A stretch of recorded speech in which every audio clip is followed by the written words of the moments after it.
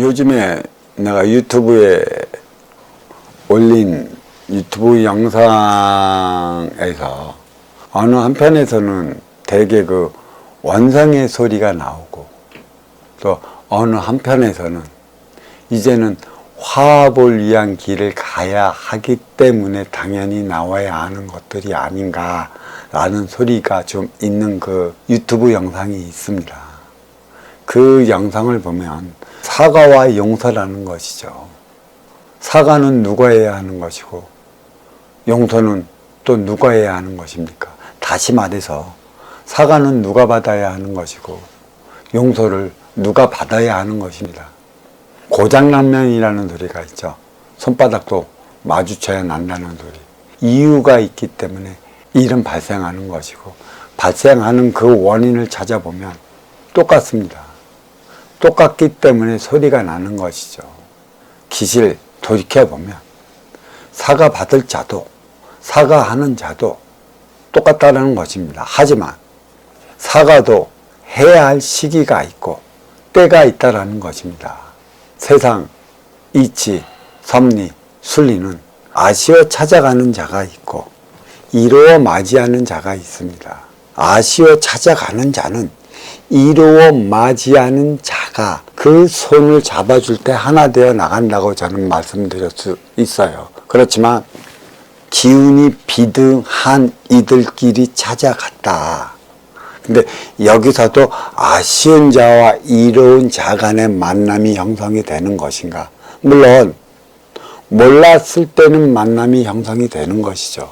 이로운 자와 아쉬운 자, 운용의 주체와 활동의 주체 간의 만남이 형성이 되는 것인데, 내가 나의 자신이 무엇인지 모르고 찾아갔을 때와 또 알았다고 세상 만물을 선포하고 나오는 자와의 관계는, 나는 나의 자신을 모르고 그러한 운용의 자체의 자신을 몰랐다는 것이고, 또 세상 만물의 이치를 깨우쳐 나왔다는 자는 세상 만물의 이치를 알았다는 것이고 아쉬워 찾아온 나를 알았다는 것인데, 그렇다면 분명하게 피해를 봤다면 아쉬워 찾아간 자지 이로워 맞이한 자가 아니라는 것입니다.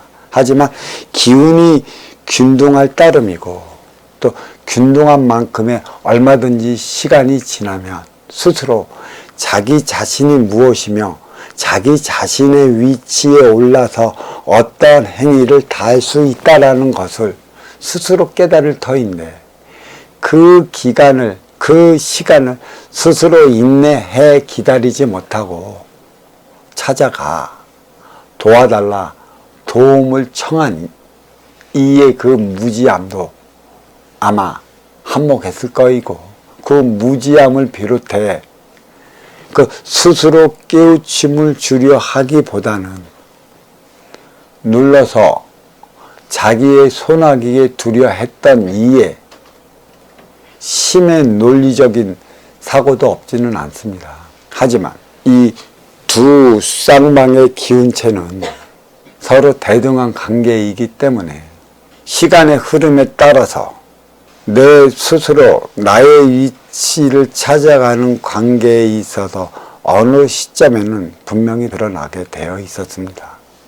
인간의 스승을 두지 마라 했던 천명을 어긴 자와 또 천명을 부름받아 자기 자신을 찾아 나온 자가 어디에 두고 용서를 받고 어디에 두고 사과를 해야 하는 것일까요? 물론 나는 내 욕심을 채우기에 내가 인간 스승을 두려 했던 것이고, 너 또한 너의 욕심만으로 너의 뜻을 이뤄보기 위해 제자로 삼으려 두려 했던 것이고, 돌이켜보면 오늘날에 있어 사과하는 자와 사과받는 자, 용서하는 자와 용서받는 자, 이거에 대한 문제가 도출되게 하겠죠.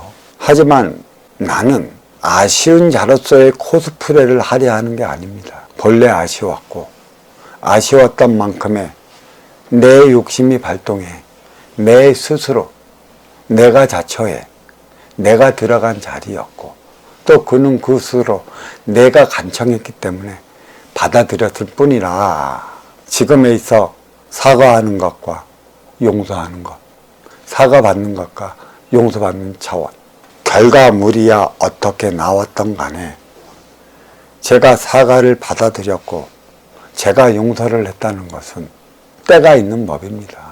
거기에서 사과의 제스처를 취해왔을 때, 용서받고자 하는 행위를 취해왔을 때 받아들여야 하는 것이지, 아쉬운 자에 입상해졌던 나가 괜히 찾아가서 사과하겠노라고 용서하겠노라고 또 용서받겠노라고 사과받겠노라고 제스처를 취한다고 해서 이루어질 수 있는 것은 아무것도 없습니다.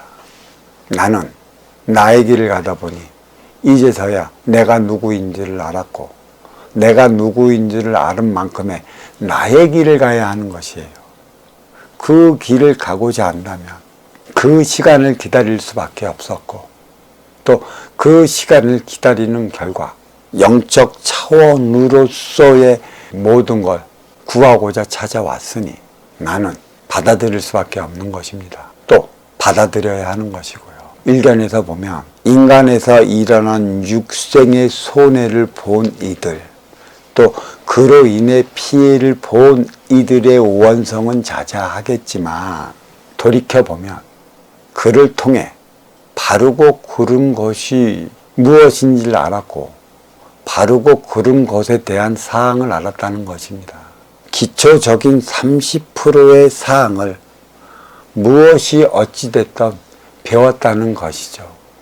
응당 배움에는 그에 따른 대가가 필요한 것이고 또 대가로 인해 나는 몰랐던 새로운 차원을 알았고 또 새로운 차원을 알았음으로 인해 내가 잘못 알고 있던 사고의 각을 깨트려줬다.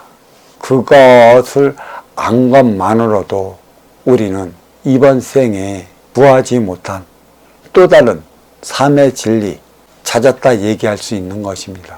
자칫 잘못하면 용서를 하고 용서를 받고 사과를 하고 사과를 받았다 해서 그를 옹호하는 처사가 아니냐는 것에 대한 반문을 한다면 인간 논리로서는 무엇을 대답해 준다 해도 그거는 변명거리에 불과하다 말할 수 있습니다. 하지만 천상의 법도는 있습니다.